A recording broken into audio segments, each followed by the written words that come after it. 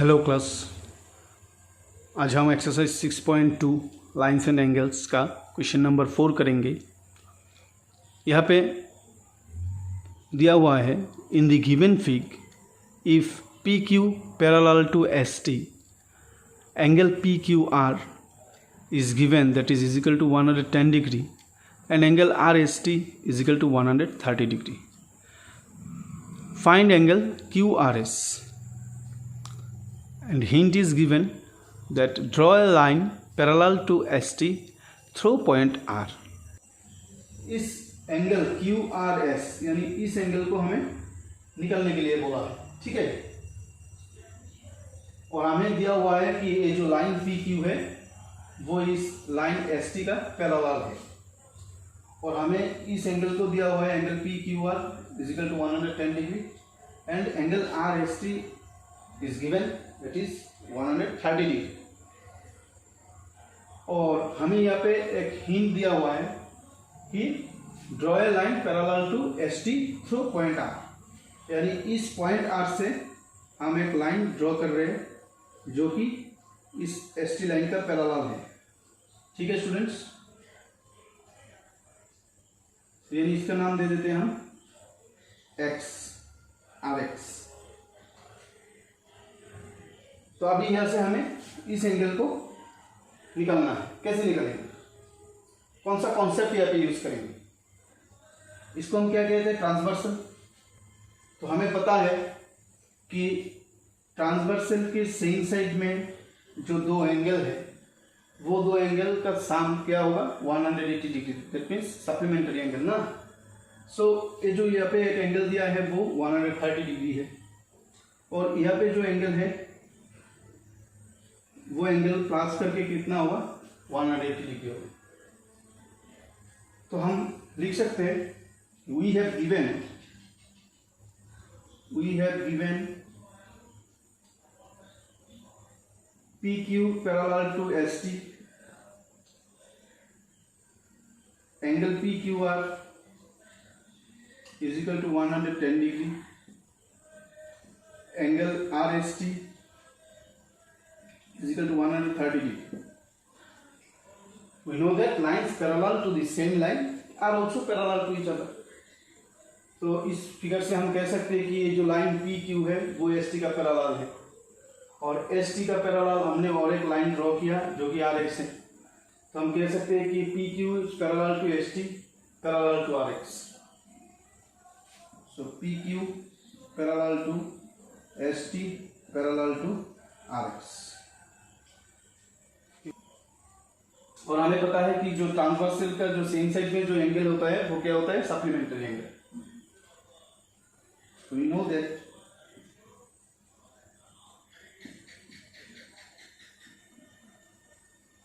angles on the same side of the transversal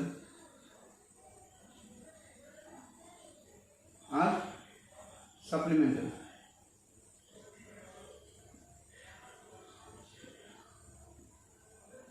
तो हम कह सकते हैं angle RST plus angle SRX is equal to 180 degree. तो यह से तो हमें RST गिवन, RST कितना दिया है? 130 डिग्री। हम लिख सकते हैं और 130 degree plus angle SRX is equal to 180 degree. So angle SRX is equal to 180 degree minus 130 degree is equal to 50 degree. तो यानी जो हमारा SRX एंगल आया है वो कितना आया है? 50 डिग्री आया है। हमें पता है क्लास ये जो एंगल PQR है एंड एंगल QRX है वो दोनों इक्वल होगा। क्यों? क्योंकि they are alternate interior angles. तो हम यहाँ पे लिख सकते हैं angle PQR is equal to angle QRX। तो एंगल PQR का वैल्यू दिया हुआ है 110 डिग्री, तो हमारा QRX भी कितना हो जाएगा? 110 degree. So therefore angle QRX is equal to 110 degree. हमें अभी एंगल क्यू आर एस निकालने के लिए बोला है, और ये जो पूरा एंगल है, ये जो पूरा एंगल है वो कितना है 110 डिग्री।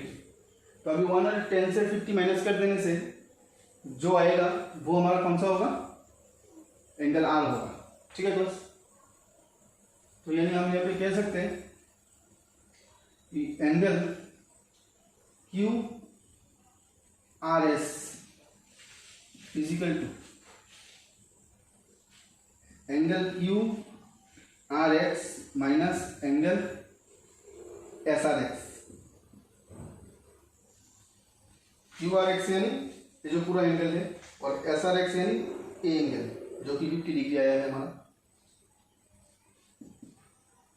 तो क्यू आर एक्स हमें कितना आया है 110 डिग्री, तो 110 डिग्री माइनस, और एंगल एस आर एक्स कितना आया है 50 डिग्री, तो 50 डिग्री माइनस करने से कितना आएगा 60 डिग्री। तो हमारा ये जो क्यू आर एस आया है कितना आया है 60 डिग्री। तो यही तो हमें निकालने के लिए बोला है कि find angle Q R S. So therefore angle Q R S is equal to 60 degree. यही है हमारा आंसर। ठीक है क्लास, बहुत ही आसान है। यहाँ पे हम दो कॉन्सेप्ट यूज किया, एक है ऑल्टरनेट इंटीरियर एंगल, दूसरा है angle on the same side of the transversal और सप्लीमेंटरी। तो क्वेश्चन नंबर 5 यहाँ पे क्या बोला है कि in the given fig if A B parallel to C D and angle A P Q is equal to 50 degree and angle P R D is equal to 127 degree, find X and Y. यहाँ पे हमें x और Y का value निकालना है। तो हमें दिया हुआ है कि ये जो लाइन ए बी है वो इस सी डी लाइन का पैरेलल है, और एंगल ए पी क्यू यानी ए वाला एंगल हमें कितना दिया हुआ है 50 degree, and angle P R D यानी पी आर डी यानी ए वाला एंगल वो कितना दिया है हमें 127 डिग्री। ये जो एंगल है, ये जो एंगल है और ये जो एंगल है वो क्या है ऑल्टरनेट इंटीरियर एंगल। तो ये जो पूरा एंगल वो कितना होगा 127 होगा। तो यहाँ पे तो हमें 50 दिया हुआ है, तो अभी 127 से हम 50 माइनस करेंगे तो हमारा किसका वैल्यू आएगा y का वैल्यू आ जाएगा। तो हम लिख सकते हैं we have given A B parallel to C D, angle A P Q is equal to 50 degree, angle P R D is equal to 127 degree. तो यहाँ से हम लिख सकते हैं कि जो एंगल पी आर डी है equal to angle A P are.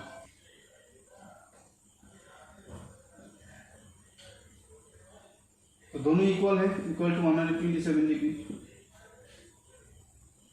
क्यों ऑल्टरनेट इंटीरियर एंगल। लेकिन हमें angle A P Q given, लेकिन हमें एंगल ए पी क्यू दिया हुआ है 50 डिग्री। तो हम यहां से लिख सकते हैं कि therefore angle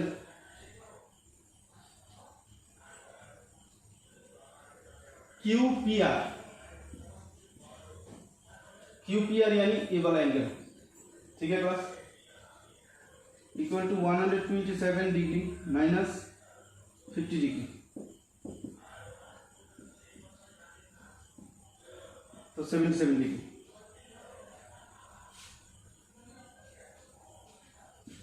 so therefore y is equal to 77 degree. तो हमने y का वैल्यू निकाल दिया। अभी हमें निकालना है x। ए वाला एंगल क्या है, angle P R Q.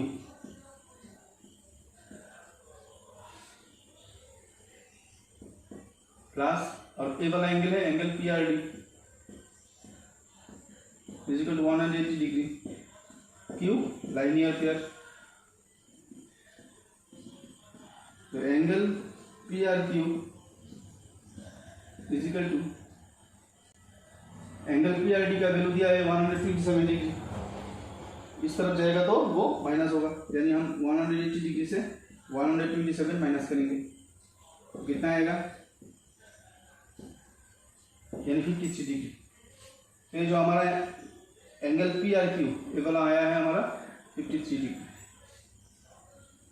So therefore angle P R Q is equal to 53 degree. लेकिन हमें निकालना है x। We know that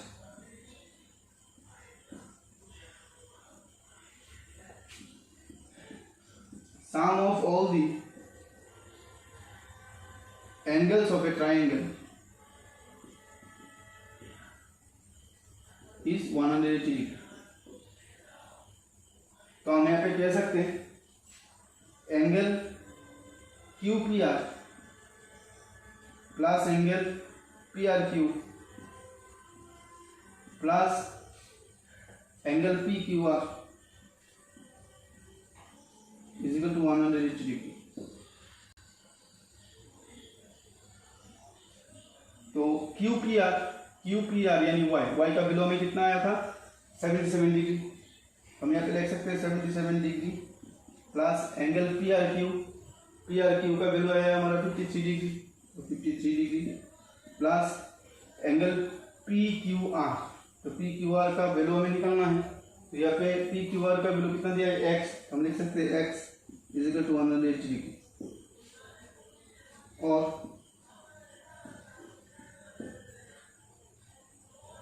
x is equal to, तो ये दोनों प्लस में है, इस तरफ चला जाएगा तो माइनस होगा, हम लिख सकते हैं 180 डिग्री माइनस 77 प्लस 53 डिग्री, और x is equal to 180 degree minus 70 10 0 के लिए 1 fraction 12 plus 1 c। So therefore x is equal to 50 degree, यानी जो हमारा x का वैल्यू आया है वो क्या है 50 डिग्री है। तो इस तरह हमने निकाला x का वैल्यू। लेकिन दूसरे मेथड से भी हम निकाल सकते हैं x का वैल्यू। कैसे? जो एंगल ए पी क्यू और एंगल पी क्यू आर, ए वाला एंगल और ए वाला एंगल, दोनों एंगल क्या है वो they are alternate interior angles. तो यानी ऑल्टरनेट इंटीरियर एंगल का कॉन्सेप्ट यूज करके भी हम कह सकते हैं x का वैल्यू कितना आएगा 50 आएगा। ये आंसर क्या होगा,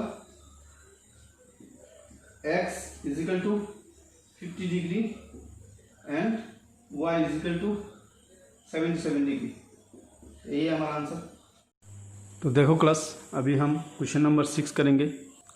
यहाँ पे बोला हुआ है कि in the given fig P Q and R S are two mirrors placed parallel to each other. An incident ray A B strikes the mirror P Q at B. The reflected ray moves along the path BC and strikes the mirror RS at C and again reflected back along CD. Prove that AB is parallel to CD. तो जो AB line and CD line parallel है वो prove करना है हमें। तो इसके पहले हमें जो B से हम एक लाइन ड्रॉ करेंगे।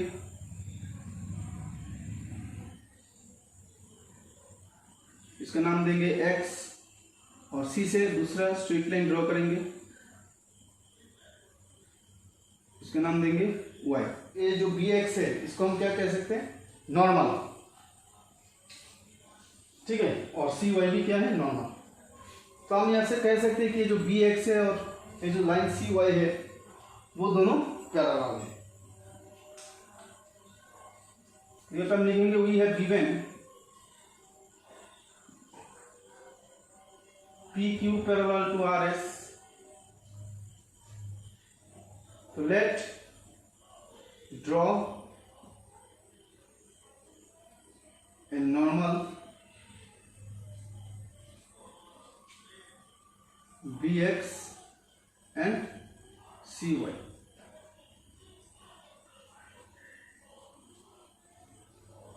So that Bx is parallel to Cy. तो हमने यहाँ पे तो नॉर्मल ड्रॉ किया बी एक्स और सी वाई, तो ये दोनों क्या है, पैरेलल है। तो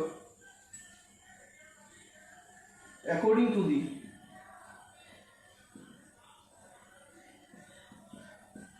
laws of reflection, according to the laws of reflection हम कह सकते हैं कि ये जो एंगल ए बी एक्स है is equal to angle C B X. मानो ये हमारा प्लेन है, यहाँ पे हमारा ये वाला है इंसिडेंट रे और ये वाला है हमारा रिफ्लेक्टेड रे। इन दोनों के बीच में हम एक नॉर्मल ड्रॉ करते हैं। वो ये जो एंगल ऑफ इंसिडेंट है और एंगल ऑफ रिफ्लेक्शन है वो दोनों क्या होगा, इक्वल है। तो इसी लॉज ऑफ रिफ्लेक्शन के अनुसार हम कह सकते हैं कि ये जो एंगल ए बी एक्स है यानी ये वाला angle is equal to angle C B X यानी ये वाला एंगल। तो angle A B X is equal to angle C B X. ठीक है क्लास। एंड इसी तरह हम इसको भी कह सकते हैं कि angle B C Y is equal to angle D C Y यानी ये वाला angle. Angle B C Y यानी ये वाला angle and angle D C Y यानी ये वाला एंगल। तो ये दोनों भी तो क्या होगा, इक्वल ही होगा। तो angle B C Y is equal to angle D C Y हम लिख सकते हैं। जैसे हम लिख सकते हैं कि angle A B C is equal to angle D C B. क्यों? They are alternate interior angles.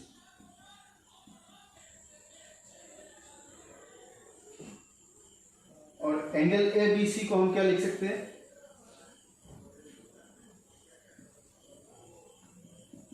Angle A B C को हम लिख सकते हैं एंगल ए बी एक्स यानी ये वाला angle plus angle C B X यानी ये वाला एंगल।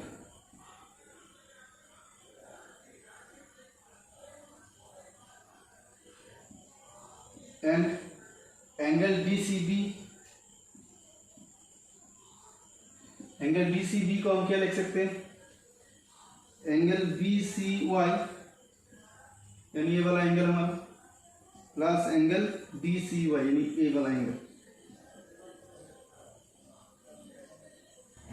तो हम यहां से कह सकते हैं कि angle A B C is equal to angle D C B.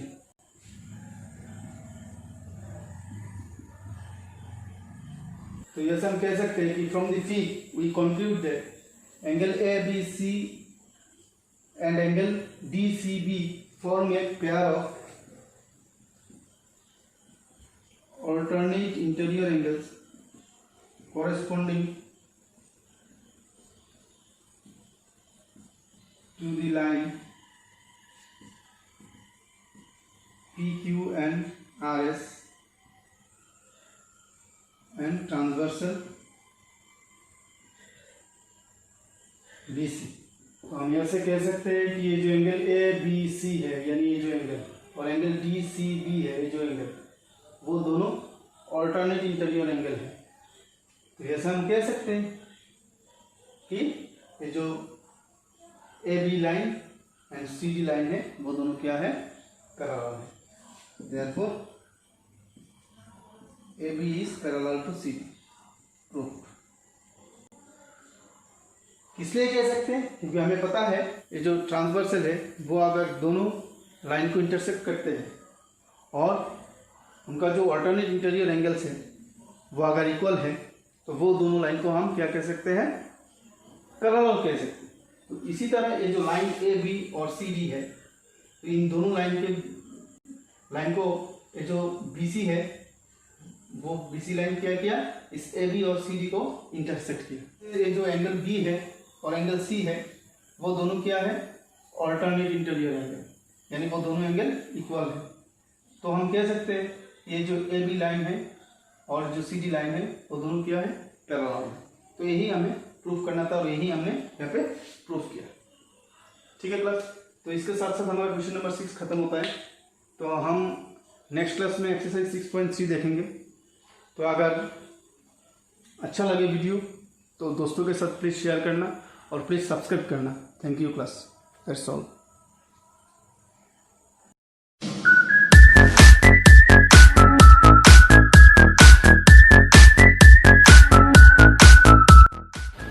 Like, share and subscribe.